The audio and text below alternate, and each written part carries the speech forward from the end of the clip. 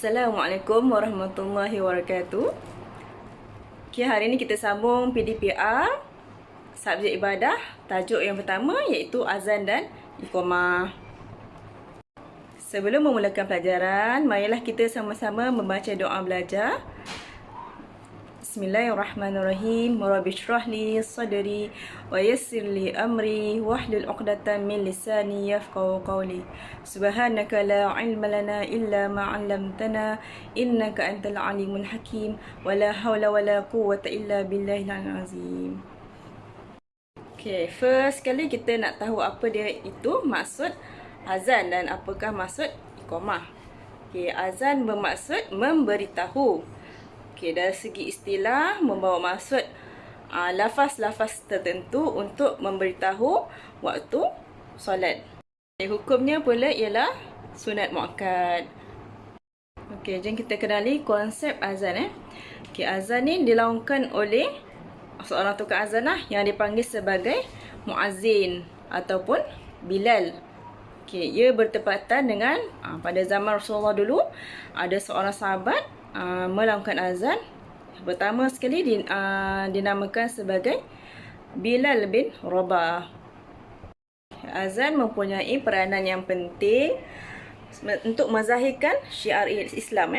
Hanya kalimah tertentu saja disebut di dalam azan. Azan dilaungkan sebaik saja masuk waktu solat. Apakah dia dalil bagi pensyariatan azan? Terdapat dalam firman Allah SWT, A'udzubillahi minasyaitonirrajim, wa idza nadaitum ila sholati takhuzuha huzwa wa la'iba.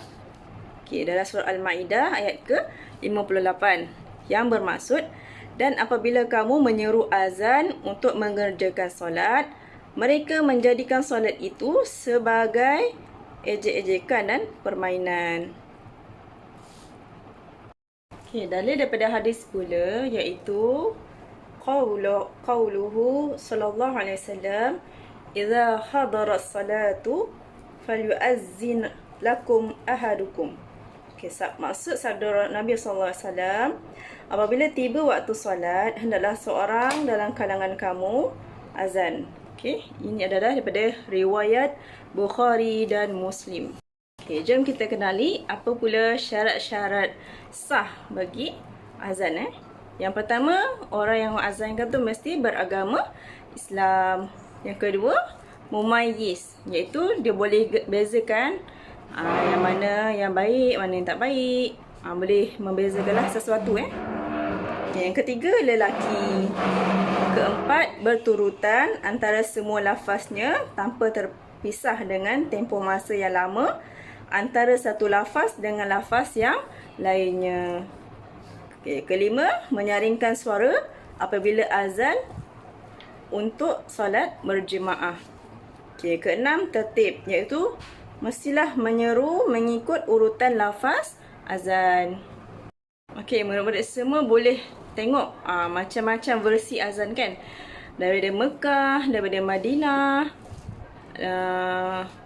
azan Malaysia sendiri, semua merdu-merdu suara dia kan. Apa yang penting iaitu waktu orang melafazkan tu, kita dapat menghayati apa maksud yang dilafazkan. Nanti awak boleh kenali. Ustazah akan masukkan video sekejap lagi. Lafaz azan berserta maksudnya lah. Apa yang membezakan azan subuh dan azan-azan lain iaitu lafaz as-salatu khairum minan naum. Iaitu solat itu adalah lebih baik daripada tidur.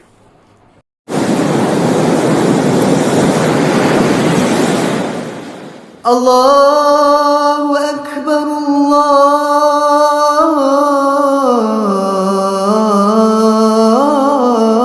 Akbar, Allahu Akbar, Allahu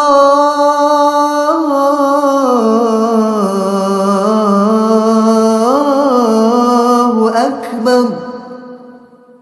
Ashhadu an la ilaha illallah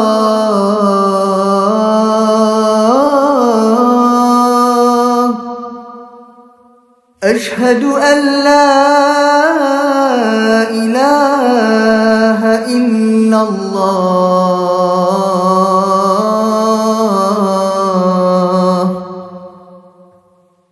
أشهد أن محمد رسول الله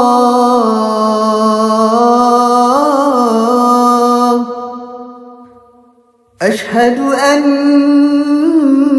محمد رسول الله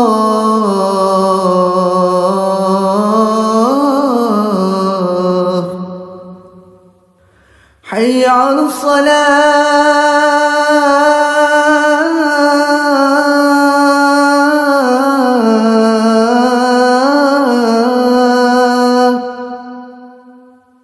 حي على الصلاة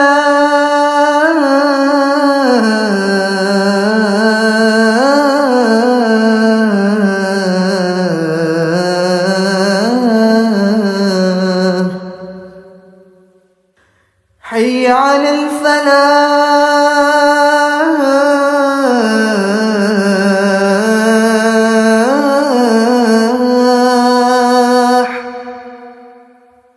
حي على الفلاح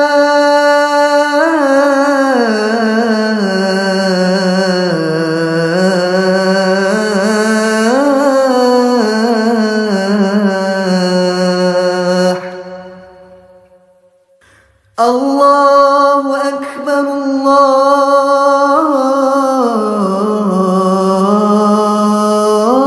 الله أكبر لا إله إلا الله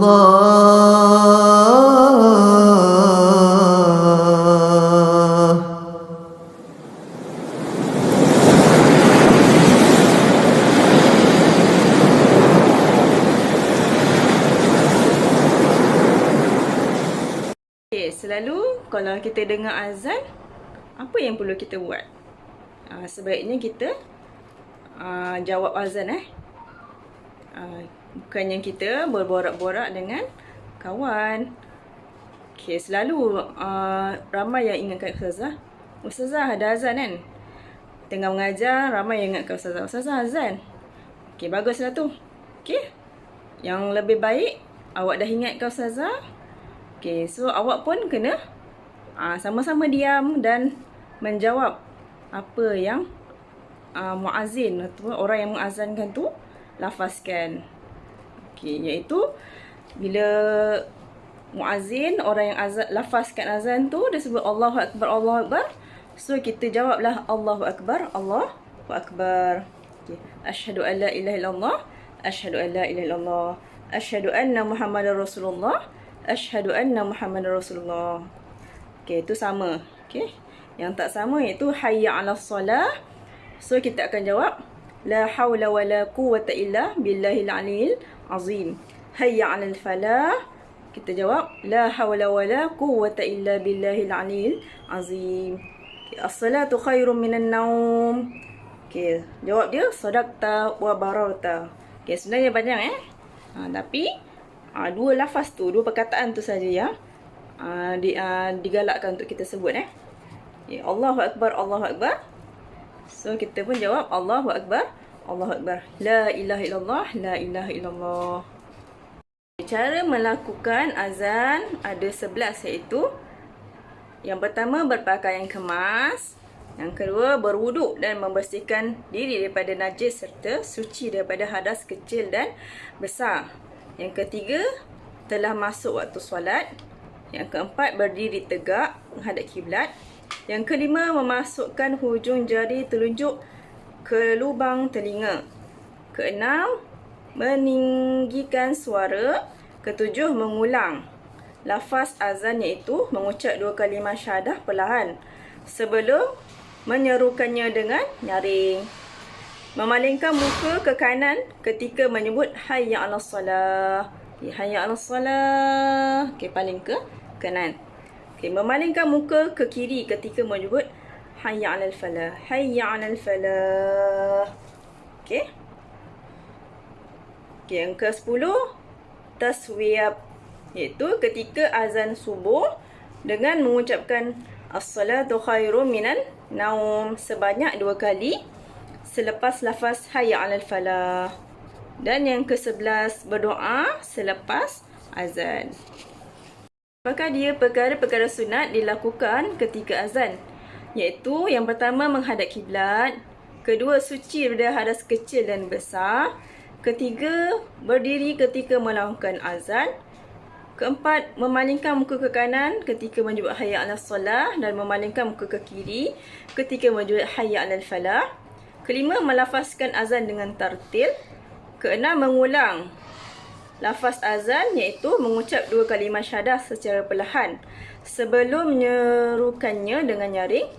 Ketujuh, taswib ketika azan subuh, melakukan as-salatu khairum minan naum. Kelapan, muazzin, tukang azan tadi yang bersuara nyaring yang baik. Kesembilan, muazzin berakhlak mulia serta adil.